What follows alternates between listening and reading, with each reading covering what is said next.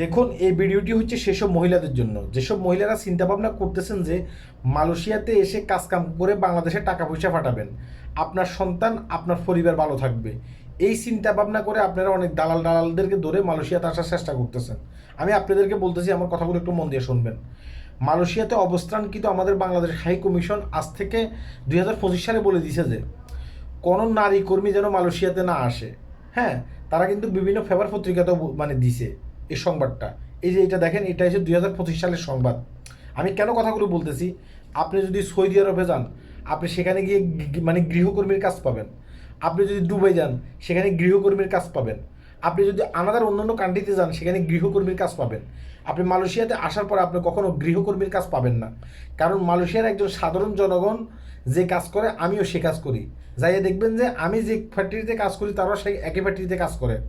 অর্থাৎ তাদের ঘরের জন্য আলাদা গৃহকর্মী অন্য দেশ থেকে আনবে, সেটা চিন্তাভাবনা মালয়েশিয়ান গভর্নমেন্ট করতে পারে না। অর্থাৎ কেউ যদি আপনাকে বলে যে মালয়েশিয়াতে আপনাকে গিয়ে গৃহকর্মীর কাজ দেবো, বা ওইটার কাজ দেবো, বা সেটার কাজ দেবো, আপনি এসব বিষয়ে আসবেন না। এরা কি করে, এরা আপনাকে মালয়েশিয়াতে এনে একটা রুমের ভিতরে বন্দি করে রাখে। রুমের ভিতরে বন্দি করে বিভিন্ন বাংলাদেশি ছেলেফেলেদেরকে দিয়া, হ্যাঁ, কি কাজ করে সেটা আপনারা বুঝতে পারেন, বুঝে নেন। ঠিক আছে, এই কাজ করে ওই দালাল শ্রেণীরা টাকা নিয়ে যায়, আপনাকে এক টাকাও দেয় না। অর্থাৎ এক জায়গা দিয়ে আপনি ইজ্জত হারাবেন, আর এক জায়গা দিয়ে সম্মান হারাবেন। আর এই ধরনের কোনো একটা ভিডিও যদি আপনি লিক হয়ে যায়, তাহলে দেশে গিয়ে আপনি মুখও দেখাইতে পারবেন না, আপনাকে মালয়েশিয়াতে ফুসে ফুসে ফুসে ফুসে মরতে হবে। কথা কি বুঝতে পারছেন নি?